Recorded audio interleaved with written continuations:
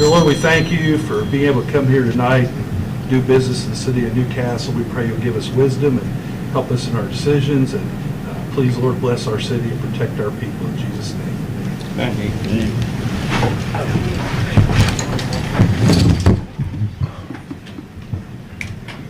Okay, let's do a little roll call. Good evening, Mike Duffy. Present. Jeff Hancock. Present. Jerry Walden. Present. Aaron Dickens. Here. Mark Koger. Here. Lynn Purdue. Present. Rex Peckinpah. Here. Okay, do we have a motion concerning the minutes? I'd like to make a motion to approve the minutes from the previous meeting. Second. Moved and seconded. Roll call vote on that, please. Mike Duffy. Aye. Jeff Hancock. Aye. Jerry Walden. Aye. Aaron Dickens. Aye. Mark Koger. Aye. Lynn Purdue. Aye. Rex Peckinpah. Aye.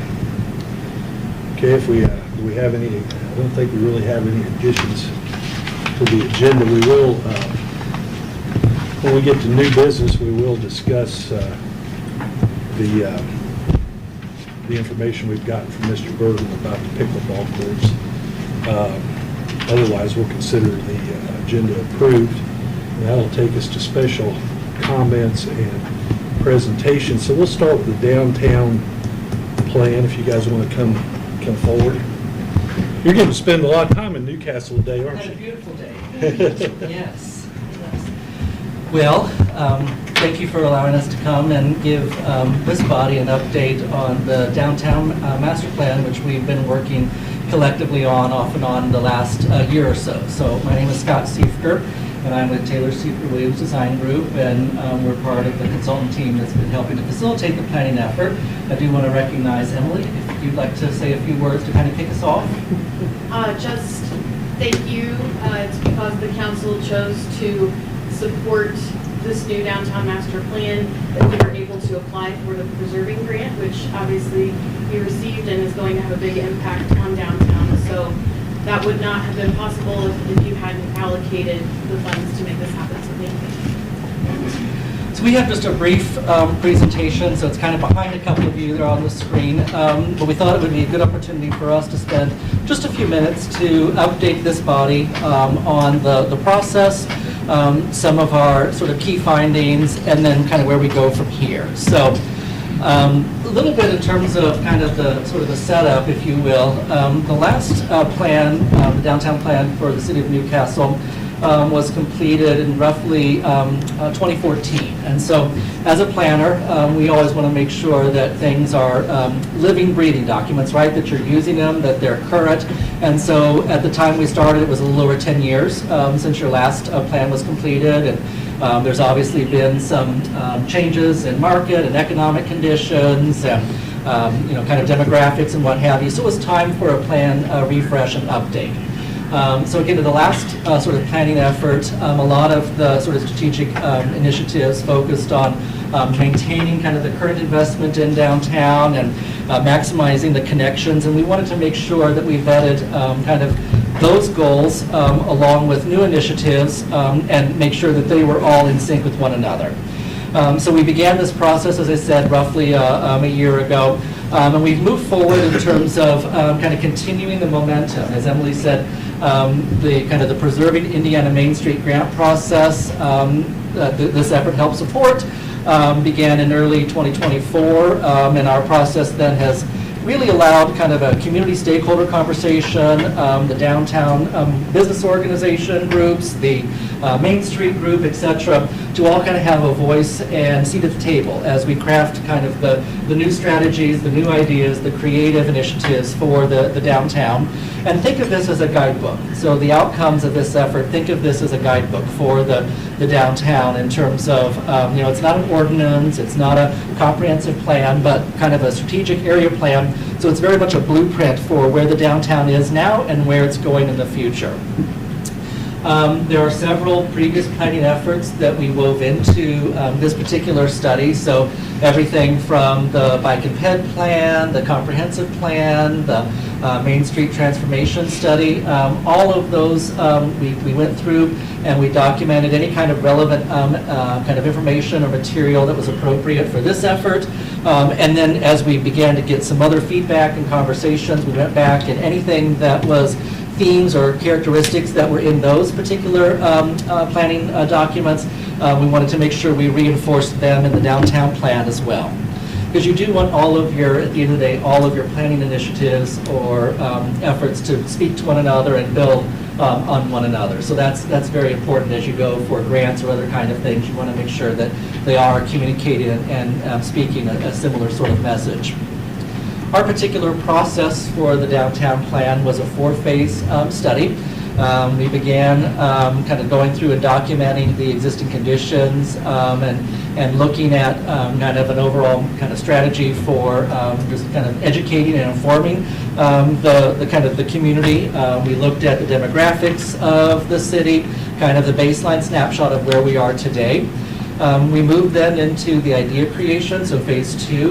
That's really kind of the fun visioning study part of it, right? So we did a lot of our outreach, our survey work, etc., thinking about the what-ifs and the possibilities. Those are always kind of, I think, to me, a very important part of the process and something that I think we take a lot of care in making sure that we're listening and crafting. So at the end of the day, the recommendations that began in phase 3, the strategy development, those recommendations are rooted and come out of the input that we received during phase 2. So it's not my plan or Isaac's plan or anybody, it's the community's plan. And so hopefully they were able to see elements that they talked about in the visioning portion in the kind of the strategies and recommendation of the final document. And finally, phase 4, which is where we're at now, we've completed the document. That's had some public vetting and public review, the steering committee review. And we've articulated a variety of recommendations over a phased period of time that could be undertaken to really strengthen, reinforce, and continue the resiliency of downtown specifically. So it's difficult to read, but there's a few. One of the things, if you get a chance to go through the plan, there's again, I mentioned that demographic summary as well as the sort of the input summary. This is just some key snapshots regarding some of the input that we received and items that through that input ranked high or as priorities for the downtown, and things like connectivity, increased public programming or public spaces. Those are some elements that you'll note ended up being fairly high in terms of some of the input ideas or input considerations. Our study area is kind of mapping. It is the sort of the main downtown area, including the neighborhood then to the south. So that's the sort of the contextual blocks that we evaluated. So our existing conditions and other survey work really focused in that area within the red project boundary. The plan itself, as we've drafted it and kind of what came out of it, so you think of all the ideas and recommendations or initiatives, we kind of try to synthesize those into sort of like-minded groups. And in this case, we came up with a series of components or considerations that you can think of in terms of broad themes or broad goals. And those were in the areas of business, housing, connections, activities, and leadership. So we structured our recommendations underneath sort of those considerations or those major project themes. And Isaac's going to walk through the document just briefly, and you'll get a sample in terms of kind of how some of those are organized. But again, some overview of the recommendations. They're all categorized within their respective theme or within their respective consideration. And they, again, address a variety of things, including talking about connectivity, talking about infill development, a continuation of some facade programs, continuation of some other programming and events, kind of, again, not all bricks and mortar, but things that are softer side, so those programming and events are very critical. Even things like the creation of a wayfinding project or a wayfinding study for not only downtown, but in essence the larger community as well. And I highlight that because it already shows that particular effort is underway, and it shows the momentum that is coming out of this particular planning effort and projects or initiatives that are already happening as a result of the ideas generated through the downtown conversation. So real quickly, the plan itself, the document, Isaac's going to walk through, just give you a little highlight of each section. It is available, again, online, so again, for some public review and for this group's review. But if you could take a chance to look at it, just to give you a little orientation of kind of how you're reading through the document. Yep, so I'm just going to give a brief kind of overview of kind of when you're looking at this plan, reviewing it, or in the future, kind of jumping into it to use it, kind of how it's laid out. So the slide that Scott just talked about, so that will be in the front of the document. That is kind of a quick kind of cheat sheet in the front of the document that allows you to quickly find any of these recommendations and kind of jump right to them later on in the document. So let's see. So the first portion of the document, this is kind of I think it's titled the Downtown Foundation. So this is kind of showing, as Scott mentioned previously, this kind of demographic and market data, some of those other numbers to kind of look at what are the trends kind of happening in downtown and Newcastle. So that's kind of the first part of this first section, just showing kind of some of that hard data collected from census things and other things like that. And then that'll move into kind of the more physical or built environment, what is out there right now. Obviously, things in downtown are changing all the time, so we worked hard to get as accurate as we could in terms of things like building occupancy, what buildings are occupied right now, which ones are not, which buildings are being rehabbed right now. I know there's a lot of different projects kind of going around the city, but in this section, so as Scott talked about, we kind of looked at the existing conditions through that same lens of those categories. It's not exactly the same, but it's through a similar lens of things like businesses, housing, supporting uses, connectivity, gathering spaces, and parks, those kind of things. So each of those will be laid out in a similar structure. We kind of have that description and then a map helping to visualize. So in this case, this map is showing, what are the business building uses. So where's the dining at? Where's the shopping at? Where are other uses like that? And these are literal spreads just taken from the Yeah, document yeah. as an example when you look through it. So these are literal spreads from the report. Yep, so there'll be several different maps going into different categories and everything. And then, so once we've kind of gone through all that existing conditions data, we'll move into the next section, which are kind of the big ideas. And these, again, as Scott mentioned, were influenced by the steering committee meetings, by public input, business owner input, lots of different places. And this jumps into those categories in a little bit greater detail. So again, the housing, businesses, leadership activities, connectivity. And so again, each one of those categories will be shown in the same way with a map that kind of shows where's the existing, in this case housing, where's the existing housing at, okay, and then where's potential spots for new types of housing developments, and what do we want to achieve, through that. So the steering committee and kind of really helped us nail down what those goals were, to help kind of give us, what the community wants as a whole. And then that leads into, the wrong way. So then that leads into the actual action steps. So we have the kind of the big idea of housing and businesses, and this leads us into the physical steps that could be acted out to kind of help us reach our goals. So under each category, under the housing category, there will be a few, different sheets showing some of these action steps, and it'll be the same for each category. And again, you'll see a spread that will show kind of description of what, why is this action step important? Who are the people that could potentially help partner to get this done? What are the next steps? Is this, because there are also, some of these steps range in, is this something we can get out and do in the next year? Is this something that takes a little bit more time? So that'll also be at the bottom of the spread. It'll show you kind of the level of impact or kind of level it will take to get this done. So.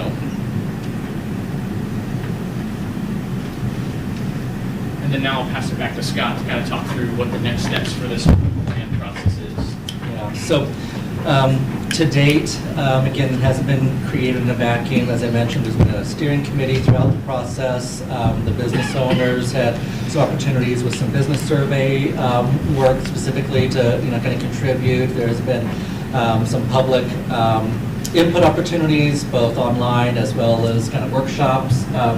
And so that material has all kind of, again, formed the foundation of the plan, and it's had a chance to influence the plan. A draft was available in April, mid-April or so. So for the early mid-spring, that was available for review and some feedback, and any kind of comments that we received from that point, which were relatively minor, were incorporated now into the draft plan. Once again, it is on the project website, so if you're at tswdesigngroup.com engagement tab, you'll go to the Newcastle, and you can access the plan right there if you'd like to peruse it. We are giving this presentation as well as one to the Redevelopment Commission next week, so there's an update about the process to both of those bodies. Excuse me. And then we're asking if there's any additional public input or comments from either of these bodies or the general public in July 9th, so the first, kind of right after the holiday, the first week of July, to provide that to us, and then we will incorporate that if we receive any, or address that if we receive any. And then, again, I mentioned this isn't a legislative, this isn't a document like an ordinance that, in terms of adoption or what have you, but, if there's an appropriate, excuse me, approval, that this body would make, I think that would be appropriate just to endorse the planning effort and the plan. I got some water here.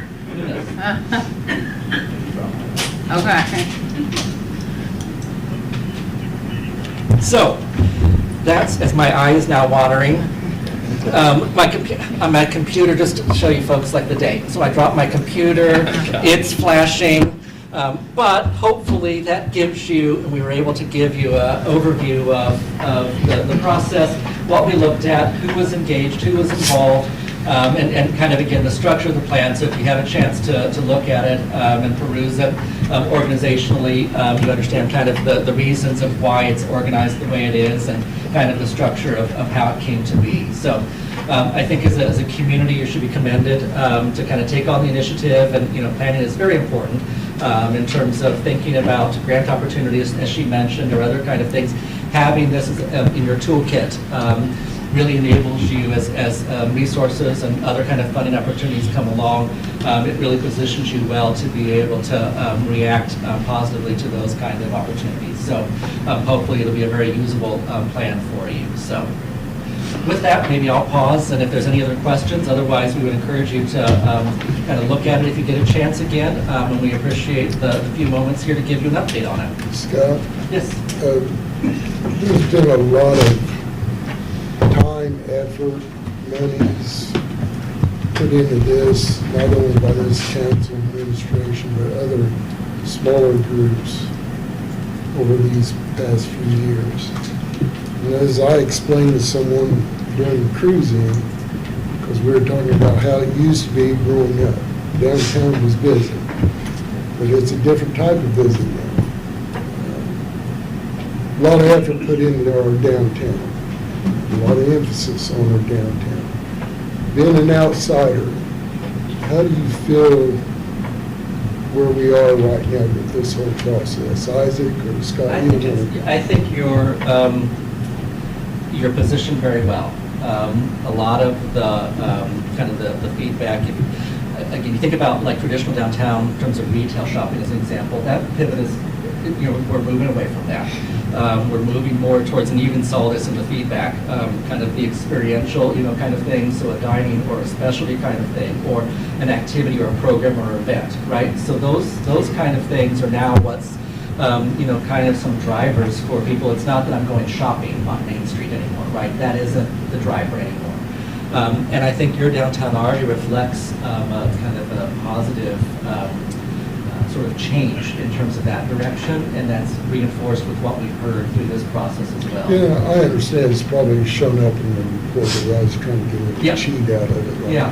Cheat sheets. So I think it's, and obviously, in terms of some specifics, I think your vacancy rate is an example, and some of the communities we work in, they're starting from, almost scratch, the turnover or the vacancy challenges.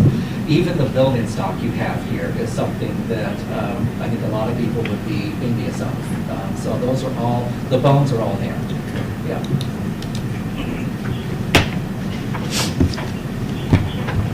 I apologize for my voice and what have you. Is there any other comments or questions regarding the process?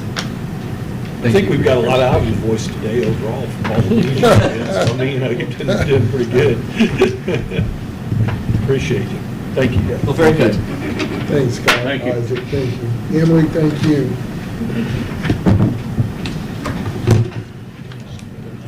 That's good.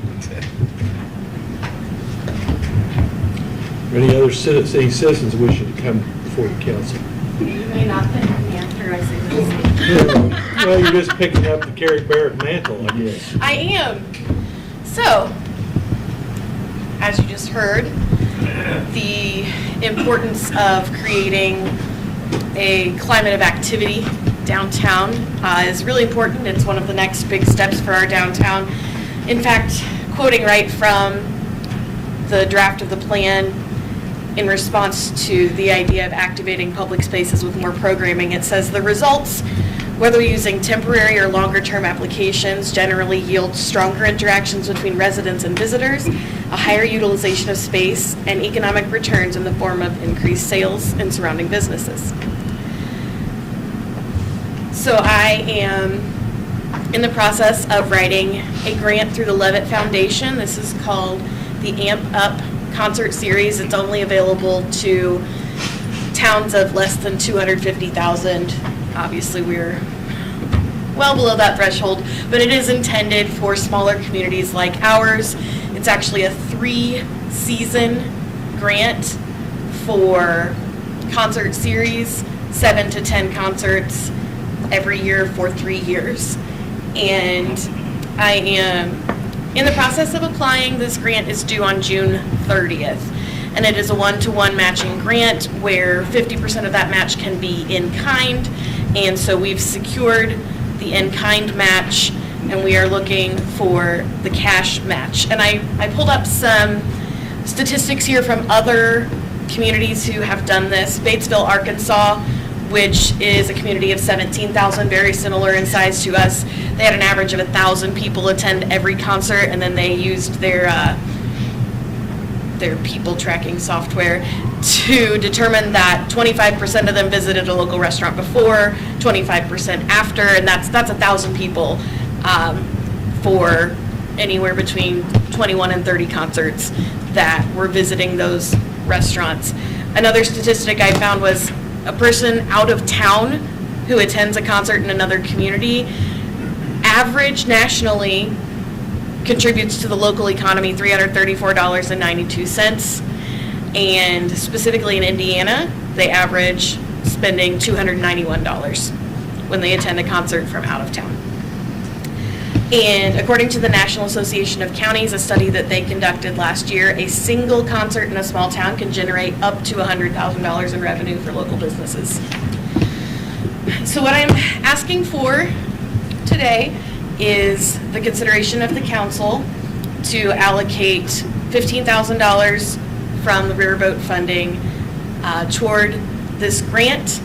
We would not need to collect this money unless the grant were received. This would be simply for the first year of the grant. They only require you provide 1 year's match at a time. And what I would need at this point would be a commitment to the funds so that I can include that in the budget sheet, and I'd be happy to answer any questions you have.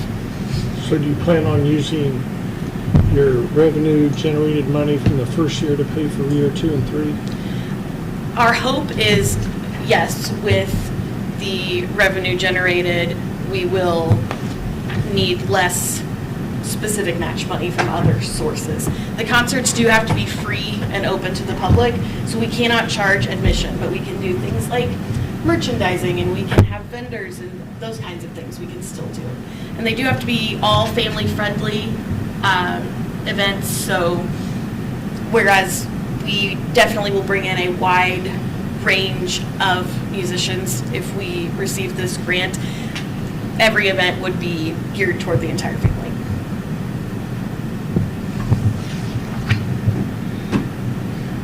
Any conversations with Henry County Concert Series? Because I know they kind of have their thing in the summer. I didn't know if that was like collaboration opportunity or... Well, the Henry County Concert Series, the Art Association does use that as a fundraiser for a big part of their annual revenue. So I didn't approach them about that just because I wouldn't want to put them in a position to sacrifice their revenue for this opportunity. Would you be able to set the dates in such a way as not to conflict very drastically with what they do? Yes, so the way that these concerts can be done, they give you 3 choices. One is every 2 weeks over a period of 4 months. One is 4 weeks in a row in one season, take a break 4 weeks in a row in another season. And then the other one is consecutive weeks with 1 week off. So we can be flexible with that based on their season. Are we talking about the location of the Arts Park, the 1400 Plaza, or Bundy Auditorium? It has to be an outdoor series, so we would use 1400 Plaza, but I do plan on talking to the Art Association about using that space in the event of inclement weather. That's another good reason why it doesn't butt heads with Right. them on their dates.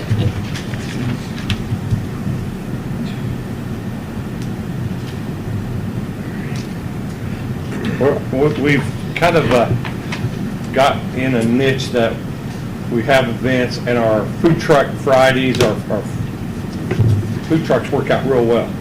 We've gotten a niche of letting them come in free.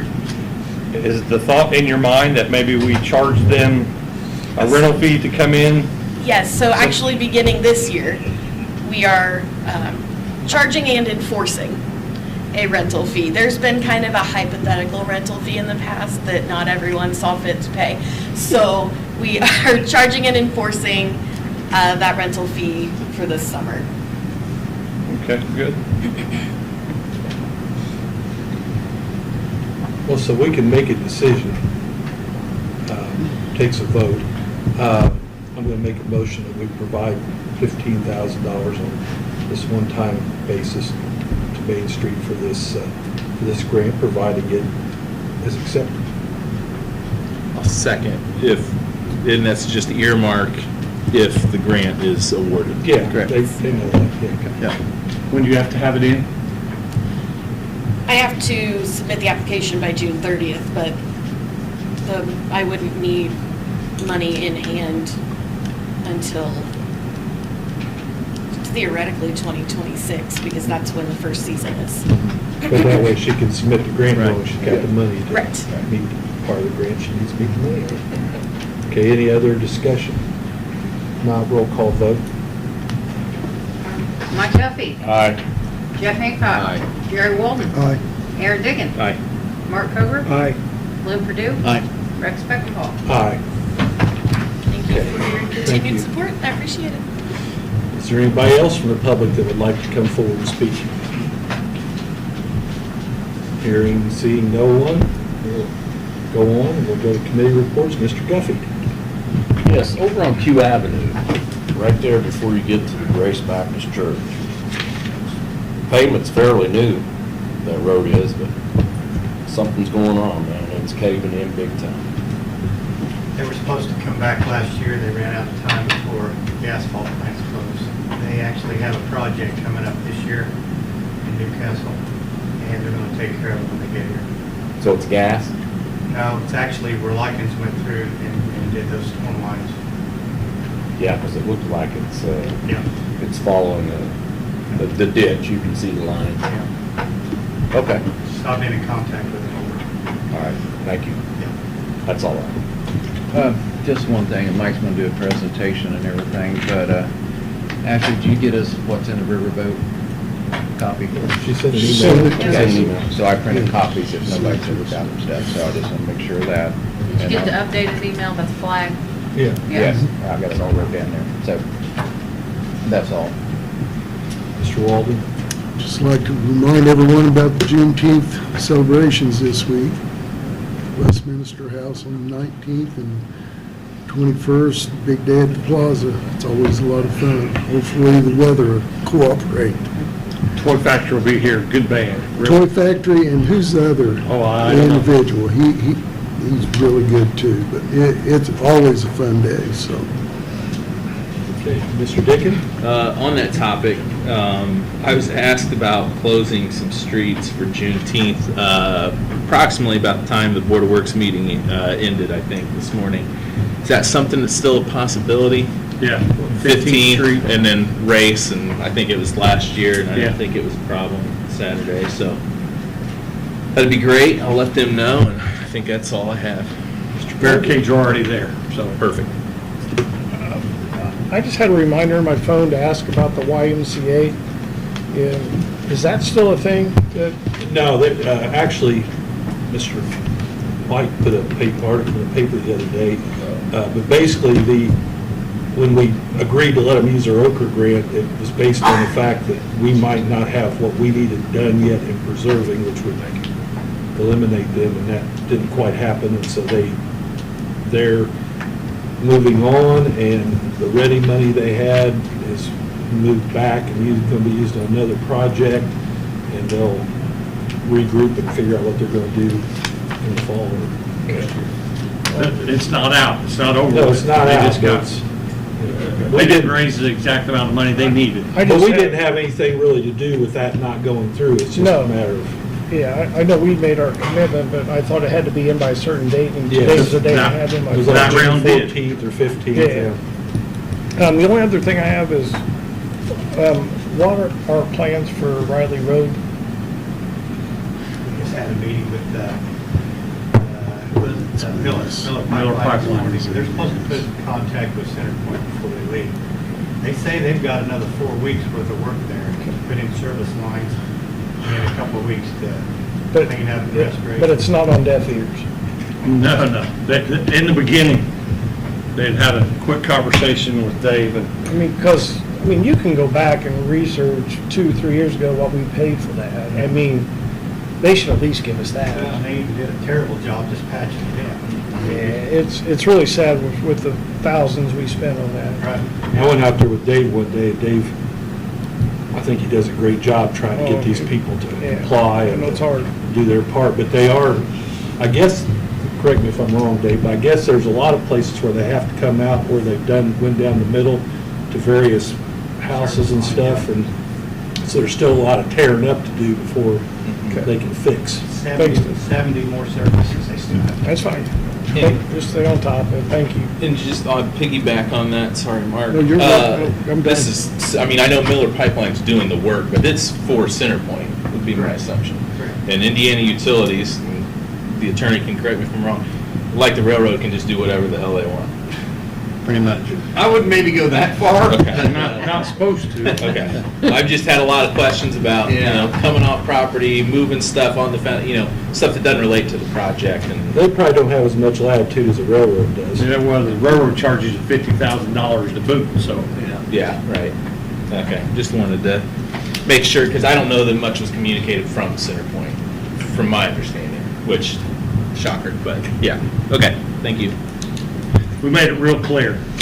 They, in an earlier conversation, they said they were going to probably put new pavement down on half of Riley Road, and we've made it very clear that it is going to be a whole new road, not partial, because it's tore up on both sides of the road, not just. And it was a nice road before It it was started. beautiful. Yeah.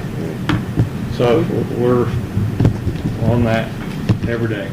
Thanks. We even accused them of putting concrete down in the middle of the road with a kitchen spatula, and they admitted that they did a terrible job.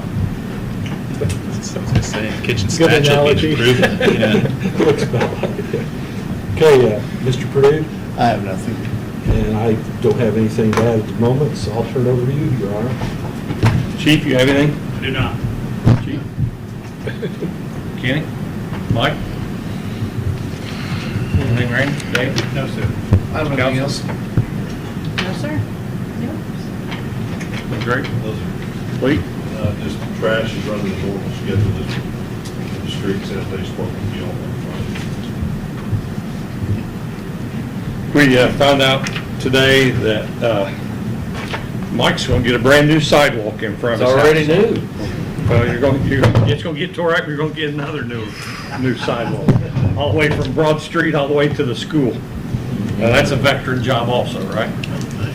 So, Factor scares me. I knew he would be excited about that. They just stirred the pot a little bit. But Vector did camera some areas for us, and there is a sewer line right in front of his house that's been totally bricked up, totally blocked off and abandoned, so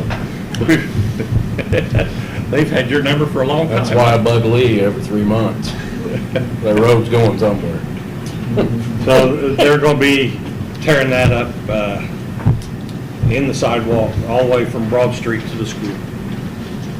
This morning, we had a gentleman in from 27th Street over by Grady, and he wants to abandon an alley, so Joe will be bringing that up next week to talk about, and it's a council decision to abandon the alley.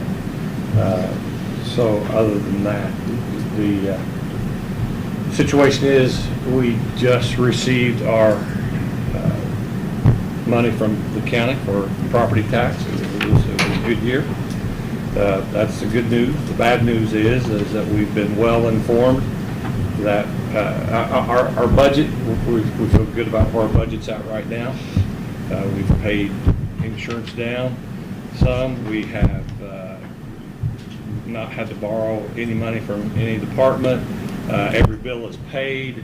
We feel really good about where we're at right now. But we've been informed that in 2026, we lose a little over $500,000 out of our budget. Then in 2027, we lose another $500,000. And then in 2028, we lose 1.3. So by 28, we'll be losing $2 million out of our budget as it stands today. So we have had a good 6 months,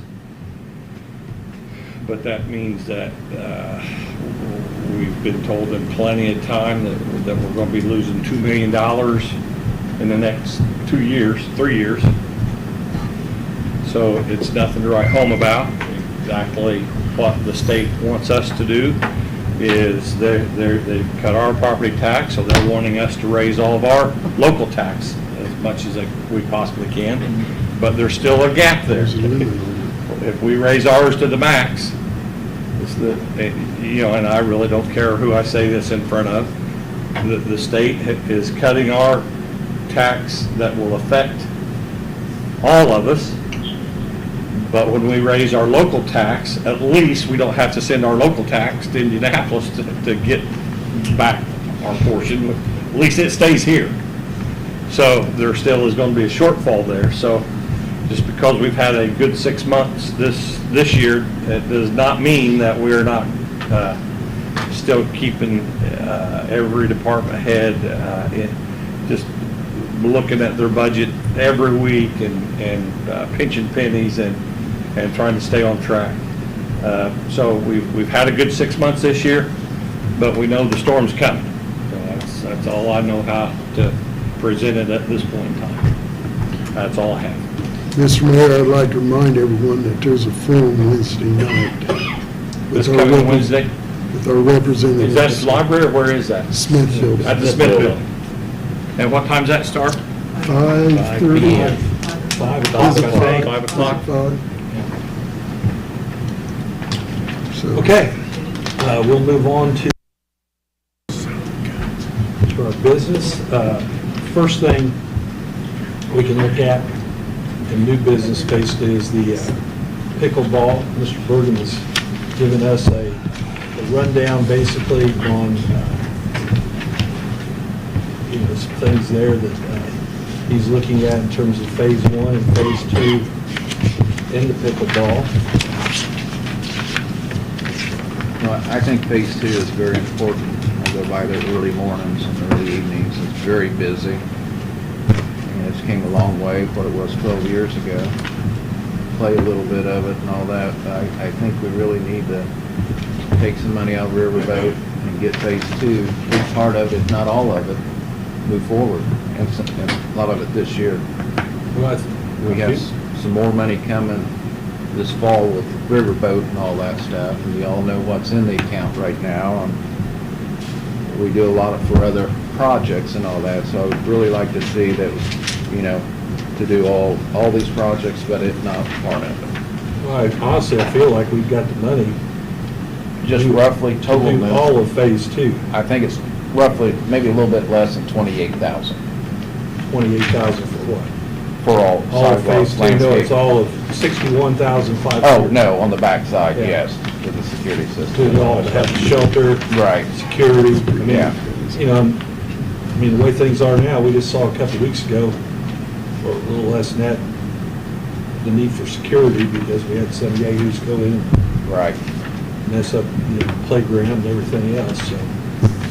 But I mean, I'm making a motion that we allot up to 62,000 riverboat money for phase 2 of the pickleball. I'll second that motion. Mike, how soon would you start on that? Tomorrow? Good. That's the answer I was looking for. Well, I mean, this has been in the works for a while. It's been some of the things that we couldn't afford were on the back burner, but knowing that we need to. And 2 weeks ago, having a conversation here, the presentation, and following up with the exact numbers of quotes. I mean, benches will literally can be installed this week. Windscreens probably in 2 weeks will be here. I hope that helps my game. Ah, I hope that helps my game. Yeah. So I've got quotes on everything that we have. We followed up. Ironically, we were pretty accurate with the initial prices.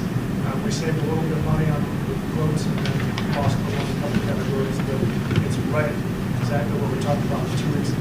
Well, Mike, and I think it's a compliment to you and your park board for doing what you have already within your budget. And we had to consider that also. So I want to compliment you and the park board for that. And I think this is going to be a great addition to our community. And it's a great location. I mean, it's open.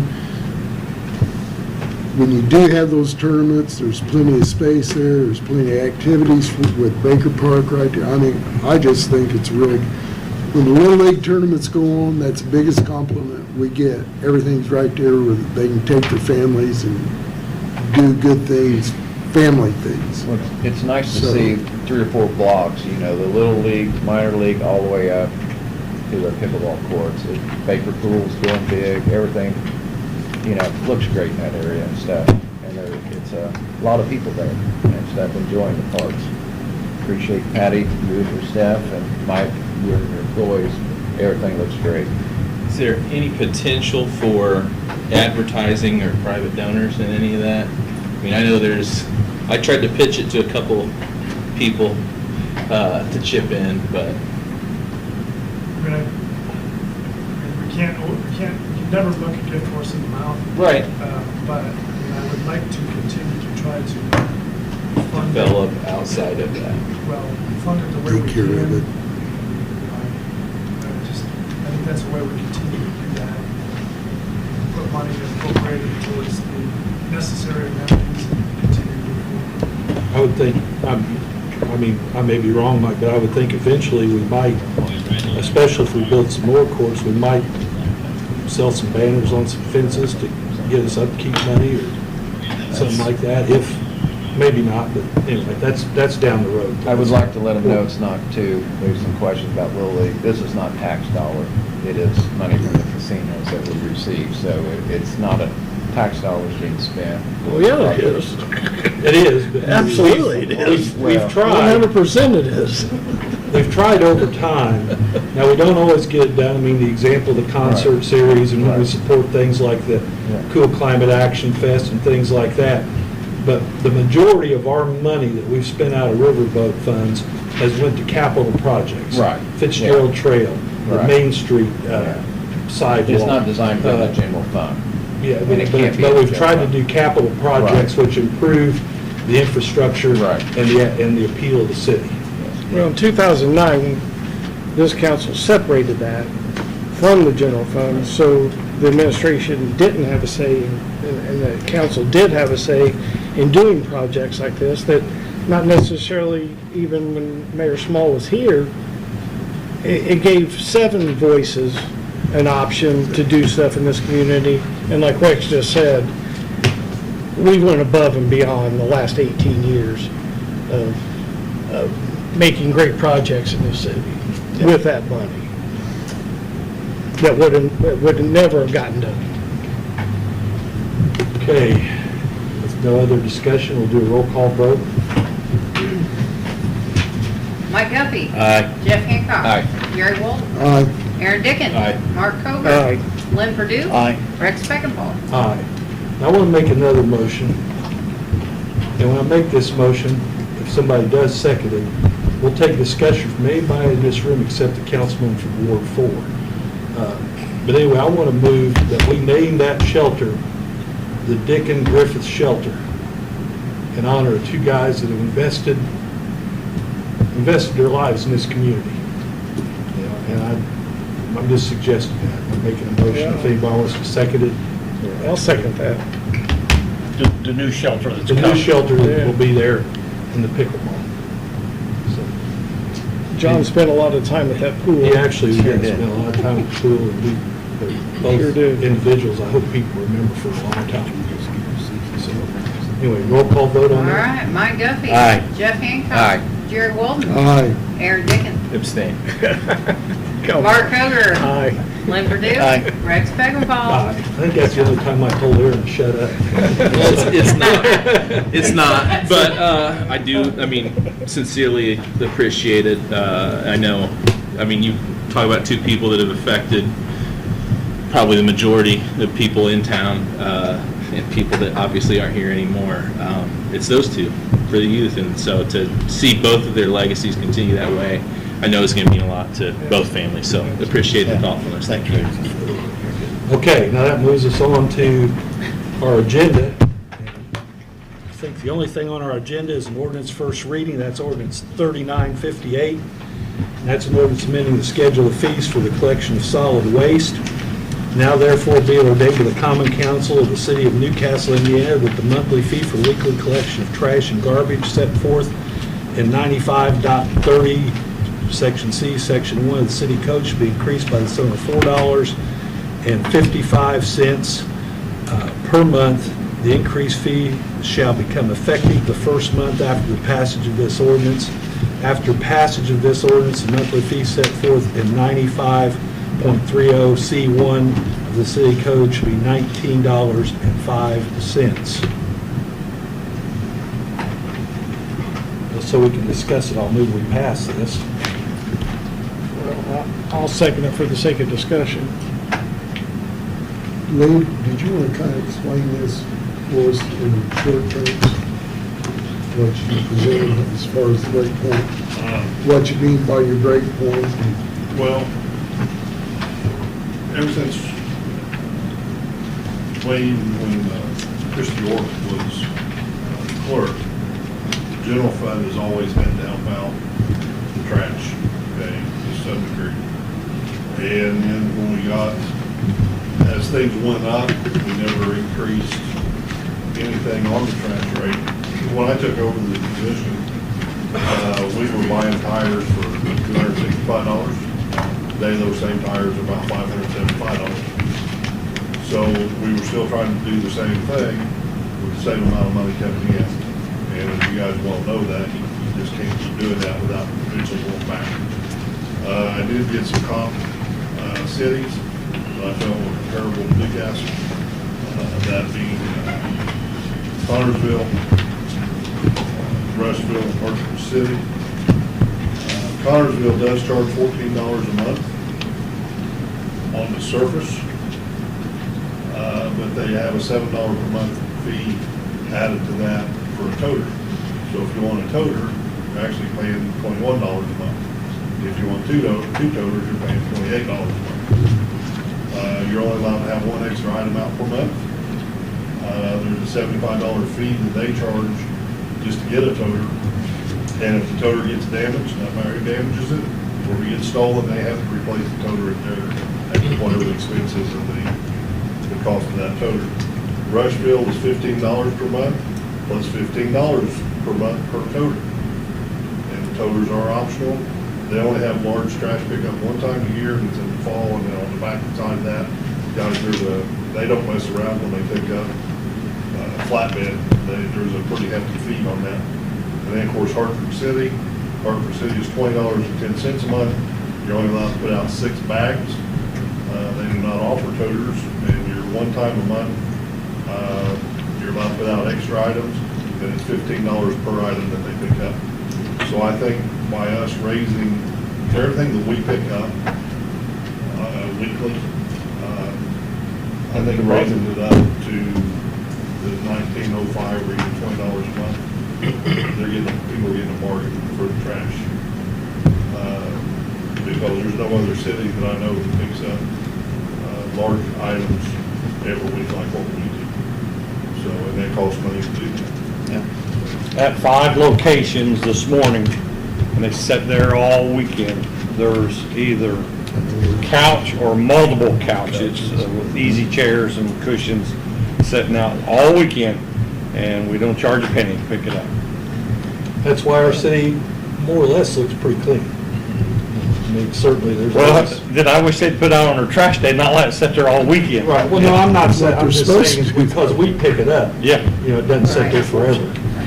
I think if you don't pick it up, you're gonna see a lot of dump sites and alleys and good places too. Oh, Yeah, it's hard to, for a tradition to be Before Mayor changed. York got elected, if you drove down an alley, it looked like a Yeah. ghetto back there. Garner It looked Street like was a- bad too. Yeah, it looked like a That was- landfill. Yeah.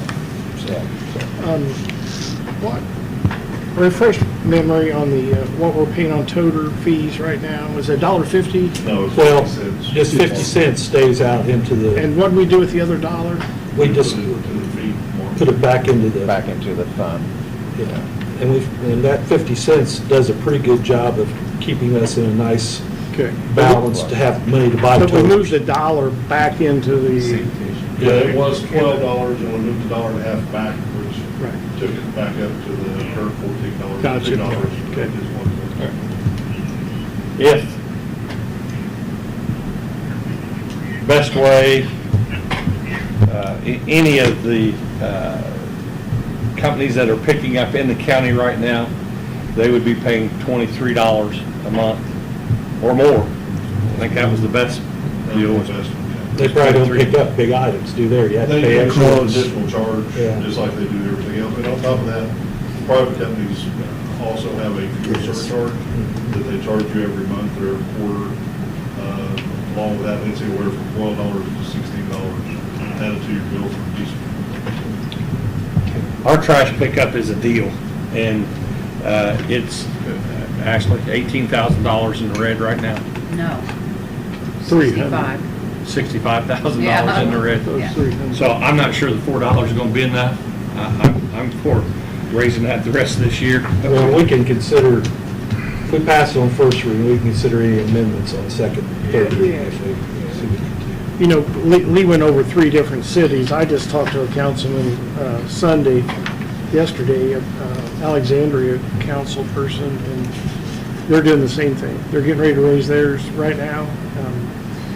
And like I said, this is something that we really need to, take into consideration. We've lagged behind because, we don't want to burden our citizens, but now it's becoming a burden to our administration, trying to run a business. It's hard to do. Are they close to where we're at? price-wise? They're going to be way over where we're at. Talking here. Yeah, they're going to be closer to 25. Yeah. Okay, any other discussion? So after 1 year, you'd be 300,000 to the plus, correct? Approximately, I mean, that's, the reason, if you look at the front page of that, currently we're $300,600 behind in our insurance for sanitation. Plus, that was for 24, plus we're having to pay 25. So we're still it's gonna take a year to get back to the break even point. But at 20, I mean, and again, that's an approximate, because you don't know what's gonna happen to landfill costs, fuel costs, that sort of thing, so that would eat into that. But I was trying to build in enough cushion there, as Mark brought up before, we need to replace trash trucks about one every couple of years to keep our fleet fresh. And Mel's here, and he will tell you, our trucks are now 5 years old. 5 years ago this month is when the street department burnt the ground. And Greg flew to San Antonio to get these trucks. And we're starting to have the weird little things starting to happen now. Little ears are breaking off pins for the arms and things. Nothing major, but it's once a trash truck reaches 5 years, it's pretty much reached the life that you want to keep it. You want to pass that on to someone else, let them love it, and take care of it for a while. So that's kind of where we're at with this, guys. I mean, I'm trying to get it where the general fund doesn't have to fund anything for the sanitation. Absolutely. That's how it should be. It should be. It did have, and this is probably for you, Lee, or Ashley, because I mean, it's obvious you know the numbers. For the insurance for 2024, that $300,000, $867,000 behind. Is that premiums? Is that claims? It is the departments. That, like, what is our, right now, what's our total indebtedness to insurance right now? I mean, we were up around 10 million at one Oh, time. negative 6.5? Okay, and this 307,000 is part of that 6.5. Correct. Yeah, so million. like that 6.5 is part. broken That's- down by, Different departments, yeah. okay. Yeah, it's about 3 million, right? It is the department's employees' share. Yeah, okay. I mean, I get that to a certain extent, but also that's the benefit of group. Employer's share, I'm sorry. Oh, okay. So I get that to a certain extent, but at the same time, like, that's kind of the benefit of group insurance, right? Like, it's not just beholden to one department, because they may be, you know, this year under, but another department may be Right. over. But it's all pooled together under the city of Newcastle. So, I mean. We keep track of all the different. Right, Yeah. right. And so, I mean, I get that, and I know it's probably mostly due to that $6.5 million deficit, and hopefully when we're out of that, that's not, you know, as big a deal. So that was just, I just wanted to reinforce that thought, like, about the group insurance. It's all, I mean, pulled together. Yeah, this when I asked about Yeah. that, it was our department share. Share of the deficit, basically, yeah. So that's Okay. where that came from. Have we got the money from the sale of land yet? Yes, Okay, and that's, It's in there. so that's where, that's, Correct. that included. yep, that is included. I had one more question on this trash. Have we made any thoughts about bringing it back locally and dumping it? I know he gives the repairs to sanitation trucks, diesel fuel. I know we've been told that, no, we really save money by going to monthly. Do we really? Yes, we really do, but we compare pricing every year. I've probably, since the new ownership's taken over, we're working out some other things with them in the sewer plant. And at this point in time, it still is a savings to go to monthly. If it didn't, it would be very, very much looked at. And So we don't have no plans on looking about bringing it back? There, just 5 minutes ago, I said 2026, 2027, 2028 is going to be extremely different. I can't tell you exactly what plans are or what plans aren't. It's going to be 1 year at a time, each month at a time. With those 5 one-armed bandits that we bought, we just bought a rear end load, a brand new rear end load. Was it this year or the end of last year? Well, we got it in December last year. In December of last year. So I mean, we've not only have the 3 one-armed bandits, we have a brand spanking new rear end loader, or rear loader, whatever you call it. Rear loader. Any other discussion on the trash fee? Okay, roll call vote, please. All right, Mike Guffey. Aye. Jeff Hancock. Jerry Walton. Aye. Aaron Dickens. Aye. Mark Koger. Aye. Lynn Purdue. Aye. Rex Beckenpaul. Aye. Okay, that completes our business, and so we will adjourn. Go Pacers. It is.